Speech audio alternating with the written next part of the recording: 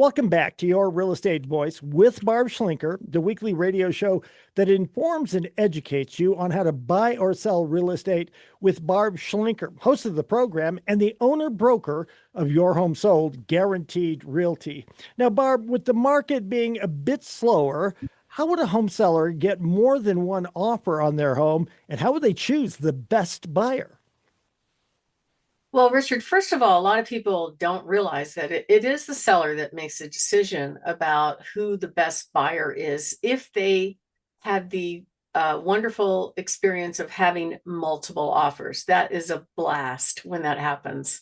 And I always enjoy that for the seller. And they can pick and choose. If they only have one buyer, they can work with that buyer, but they don't have to. It's the seller's choice at the end of the day. Now, you're not allowed to discriminate or anything like that, but it could be different terms that make a seller go, no, I don't want to play. Like just this morning, I got a call from a buyer that said, hey, I want to buy that house. And I was wondering if your seller would co-sign a loan for me. Richard, how do you feel about that? But oh my God, that's not funny. It is just, I can't imagine, honestly, co-signing a loan for anyone other than my two children. Beyond that, oh man, it'd have to be some kind of special circumstance, and I'm not thinking of one right now. What about you, Barb? Most people will do anything for their kids, but somebody you didn't know that said, I want to buy it, and don't worry, you just co-sign the loan, then you'll get your money and we'll all be happy until they quit paying. And guess who's on the hook for it? So I don't know about that one, but it was entertaining for me to hear that he asked the question. So I have, in the course of the last probably 13 years, I've handled well over 210 properties that were taken back in foreclosure by the Secretary of Veterans Affairs. I don't say that to brag. I never want to hear that a veteran has to let a property go. And it's really bad right now. And the reason is that a lot of those veterans bought a home at the tippy top of the market, 2022 bidding wars, pay over asking price. And the prices have walked backwards since that time. So what I find, though, is it's not always the case. Sometimes that owner had an issue. Maybe they had to move away, or maybe they have some other kind of disability. So it's different reasons why people walk away from a house. But I will tell you, most of these homes are not pretty. Most of these homes need work, and most of these homes are offered by the VA as is. So they won't fix anything. They won't check the septic system. They won't replace the roof. They won't do any of the things a typical buyer would ask a seller to do. And many, many times they get multiple offers. Now, why are they doing that? Why would a buyer come in and make a more than asking price offer on a home that needs work? Because it's priced right. That is the key.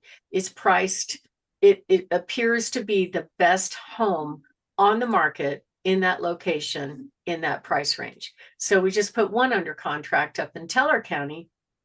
Really nice property, has a garage and a second garage, and the phone won't stop ringing over this home. It really won't.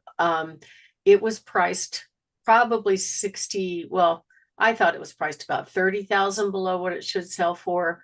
We got multiple offers. What the VA does is they put the buyers through the pain of having to come back to the bidding table again and bid their best and highest offer. And they have 2 days to do it. So that home has actually got a contract for $60,000 over asking price. So these people that have, just so you know, the VA and HUD, which is FHA, and some of these other things like Fannie Mae, Freddie Mac, even BlackRock, they came into this market in 2014 and started buying 500 to 700 homes a year just in the Colorado Springs area. And the deal was, hey, agent, if you can go find an agent willing to rent, or if you can go find a buyer willing to rent this home, right? They don't even have to ultimately buy it for 1 year. We'll come in and pay full price cash. So they have tons of inventory. I don't know how many thousands of homes that is, that some they got cash back, cashed out. In other words, they let that tenant buy the home, but a lot of maybe a third of them or so, but a lot of them didn't get cashed out. And now those are going back on the market. So these are all corporate sellers. They know how to deal with volume. They know how to get things sold. It's all about pricing it right. And they're not going to wait month after month after month, typically, to get it sold. So, Richard, who do you think decides what a home will sell for? Well, I think ultimately it ought to be the seller in conjunction with a very, very good real estate agent like yourself. But to just go off these online things or what your neighbor's home may be trying to get, I don't think is very realistic. You? So it's actually not the agent. I'll have some agents that go to sellers and go, hey, I can get you so much for your house. And then they put it on the market and it sits there month after month, not selling.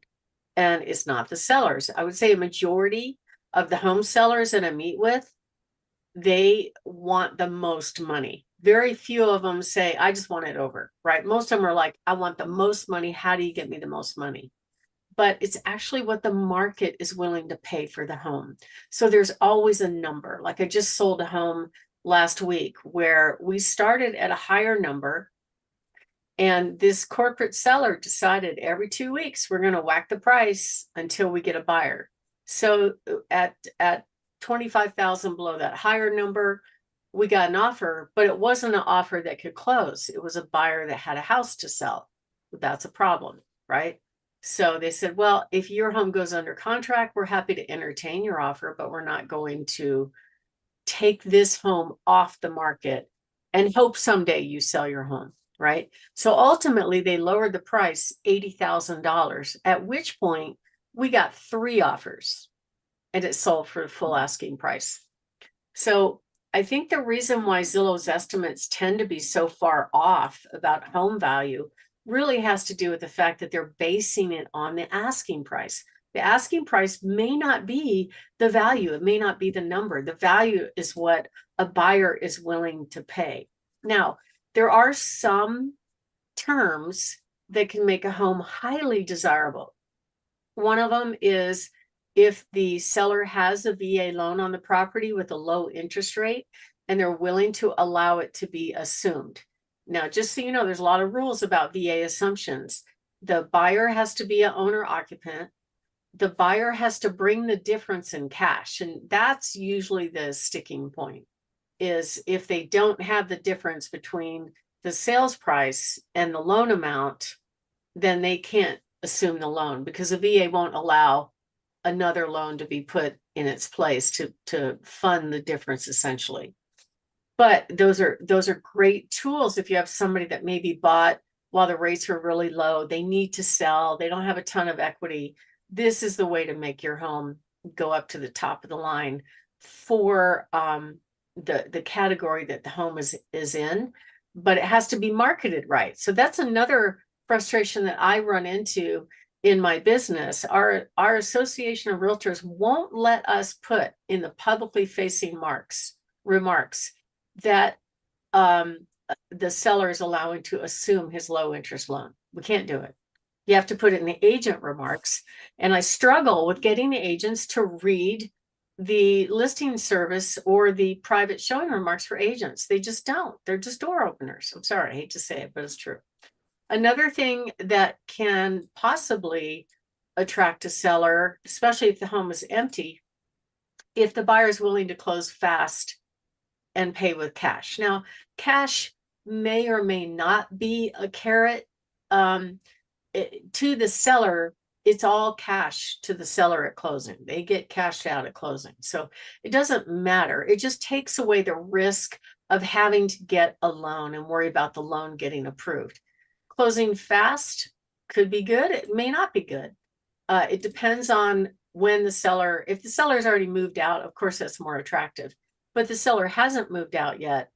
You know, moving is a big project. So that all has to be worked out. And the best thing that agents could do is get on the phone and talk to whoever is the listing agent and try to get that level of intel to write the offer to attract the seller to pick their offer over anybody else. And then people and the home sellers, generally they want the most money, and the traditional thought process is, well, shouldn't I build in a higher asking price for, quote, negotiating room? And actually, if you look at the stats, typical homes sell within a few percentage points of the asking price if they are priced right, and these are the ones that are selling.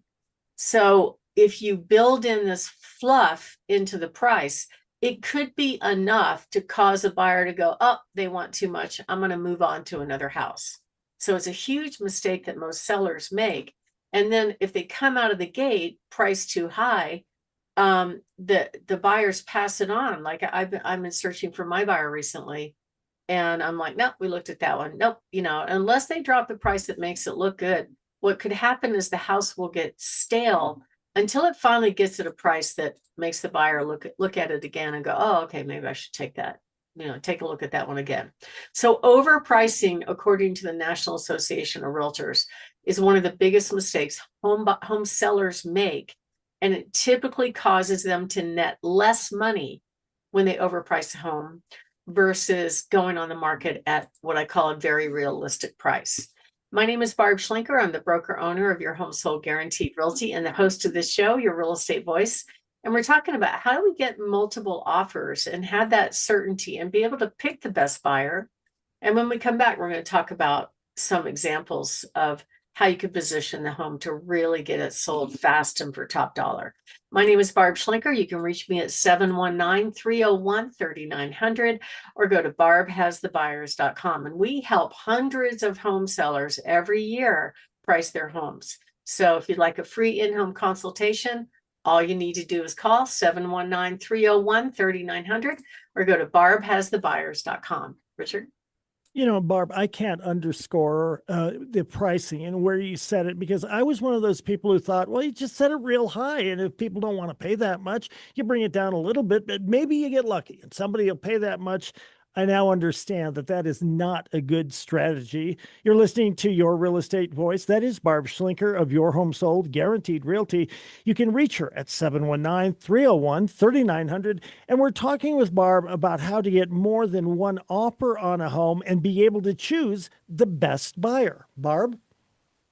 Well, that comes with very skillful pricing. I think the buyers can sense a good deal a mile away. Whether or not the agents are looking at comps, I don't know. Typically, I don't before I show, unless I know the buyer is really, really interested. And then I'm going to look it up and do some research. And in general, most sellers may not want to do the traditional sales process of having all these random agents show your home and leave lights on and doors unlocked. I just had a complaint last week of some agent that left the combo of the house right there dialed into the home. All you had to do was flip it open to get the key. I mean, this happens all the time. They're very careless. So it's for most home sellers, they don't like that, right? And I have to field complaints about it. But so we have solutions. In the next segment, we're going to talk a little bit about how you can get a cash offer and never deal with the craziness of people not being thoughtful enough to care about them giving them access to one of your largest assets. But some of the things that can really hurt a buyer are if they have a house to sell that's very, very weak, unless their home is under contract. And then, okay, well, where are you in the contract? Did you just accept an offer? Have you had the inspection? Have you had the appraisal? All those kind of things. So you really, to get multiple offers, it's all about pricing it right. And I've got, tons of examples of these where I love being able to present multiple offers to a home seller because that gives them choices and absolute certainty that you could pick the best buyer at the best price and close when you want to and know it's going to work out just great. So if you are thinking of making a move, give us a call at 719-301-3900 or go to barbhasthebuyers.com. Richard? Barb, you and your team are the only company I would recommend to people out there who are thinking of selling their homes and downsizing to a smaller home. They can get in touch with you at 719-301-3900. You're listening to Your Real Estate Voice. Your real estate voice should be Barb Schlinker of Your Home Sold Guaranteed Realty. Visit Barb at barbhasthebuyers.com. We'll take a break. When we come back, we'll be discussing how to sell a house to a cash buyer and avoid having strangers coming through your home for the showing. Stay tuned for that.